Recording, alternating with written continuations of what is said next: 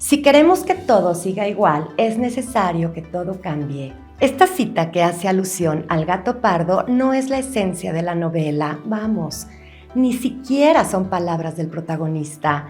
Es la excusa del sobrino queriendo justificar su militancia política entre la extrema derecha y la extrema izquierda, a conveniencia. Para mí, como lectora, este no es el mensaje del gato pardo, un personaje a quien se admira por aceptar y adaptarse al cambio. Otro concepto que tampoco me parece del todo correcto. El gato pardo tiene una personalidad estoica, acoge la transformación, pero guarda distancia y si puede, se abstiene y no participa. Es un hombre fuerte que sabe cuándo no involucrarse y ceder.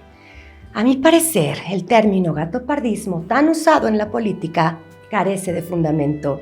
Si quieren conocer la opinión del gato pardo en cuanto a política, quédense conmigo y vean el programa completo. ¿Empezamos?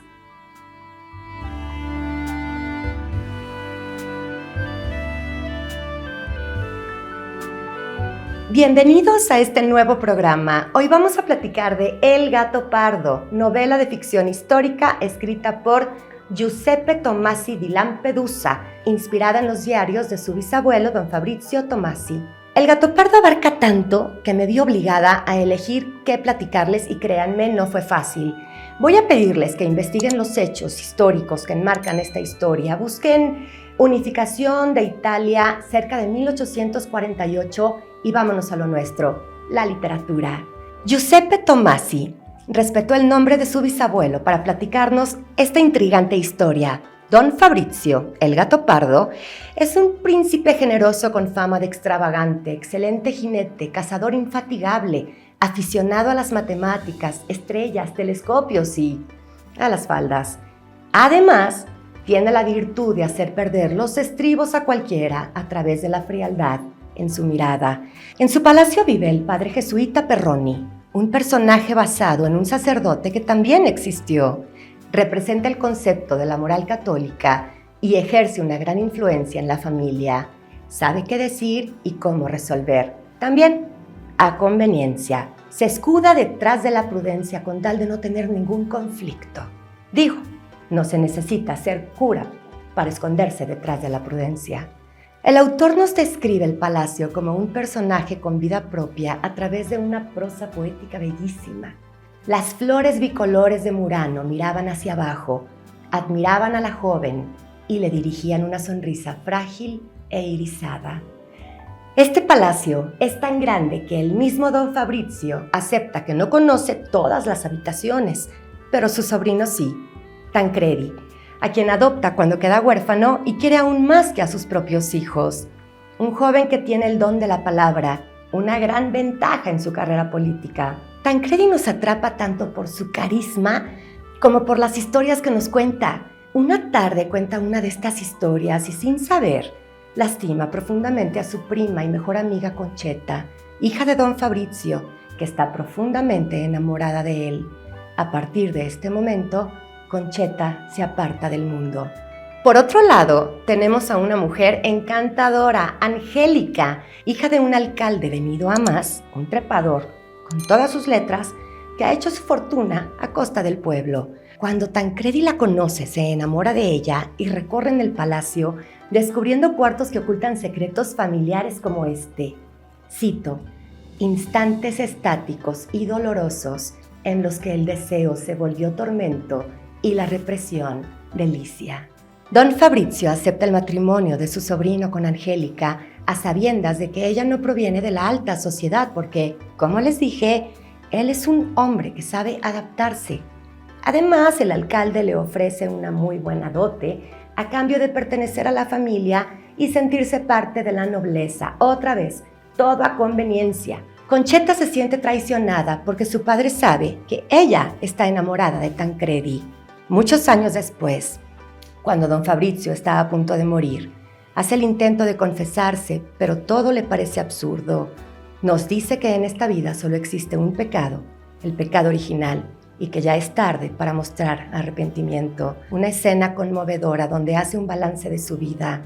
Recuerda los momentos felices, las 2 semanas previas a su propio casamiento, la media hora cuando nació su hijo que no cumplió con sus expectativas, la adoración a su perro, Bendico, y descubre que ha sido feliz a lo mucho 3 años, porque los otros 70 los ha vivido con dolor y tedio.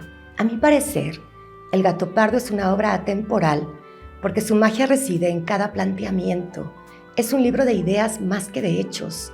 En él encontramos la importancia de vivir en armonía con el presente y una conexión real con la naturaleza. Los animales son personajes que se desarrollan conforme vamos leyendo, como cuando don Fabrizio sale a cazar y hace una analogía perfecta con la revolución, mostrándonos la importancia de reconocer cuándo rendirnos ante una guerra. Ahora, pongan mucha atención. El hilo conductor en esta historia es nada más y nada menos que Bendico, su perro. Este es el único personaje que permanece porque, cuando muere, don Fabrizio lo manda a embalsamar y más tarde Conchetta, así como hizo su padre, lo atesora como el único recuerdo que no le provoca una sensación de pena. Cito: «Mira tú, Bendico, te pareces un poco a las estrellas. Felizmente eres incomprensible, incapaz de provocar angustia». El final de este libro nos da la más dura de las reflexiones. 50 años después de aquella reunión familiar, Conchetta descubre que el relato que hizo Tancredi, que tanto la ofendió, es falso y que ese momento que cambió el rumbo de su vida no es real, como tampoco la razón del rencor que le tuvo a su padre. Su encierro y amargura no tienen fundamento. Hasta entonces, la idea de haber sido víctima de una injusticia le daba consuelo, una falsedad alrededor de la cual organizó su propia concepción de vida. Ya no tiene cómo culpar a otros por su desdicha. El autor nos dice que culpar a otros es el consuelo último y engañoso elixir con el que se embriagan los desesperados. Solo entonces Conchetta deja ir el cuerpo embalsamado de Bendico en una escena visualmente poética que representa la figura de un gato pardo. Con respecto al término gatopardismo, les cuento, don Fabrizio es príncipe de Salina y en palabras suyas cito: «Nosotros hemos sido los gatopardos, los leones. Quienes ocupen nuestro lugar serán los pequeños chacales y todos, gatopardos, chacales y ovejas, seguiremos creyéndonos la sal de la tierra». Esta es la verdadera postura del gato pardo con relación a la política. Giuseppe Tomasi murió en 1957 sin ver su única novela publicada, hoy considerada la más importante y leída del siglo XX italiano. Ahora, va mi trivia. Lugar donde se expían los 7 pecados capitales. ¿A qué libro me refiero? Les doy una pista. Fue publicado en el 2022. Suscríbanse a mi canal, compartan y activen las notificaciones. Dejen sus comentarios, me fascina leerlos y ya saben, siempre respondo. Yo soy la librera y los espero en nuestro próximo programa. Gracias, los abrazo.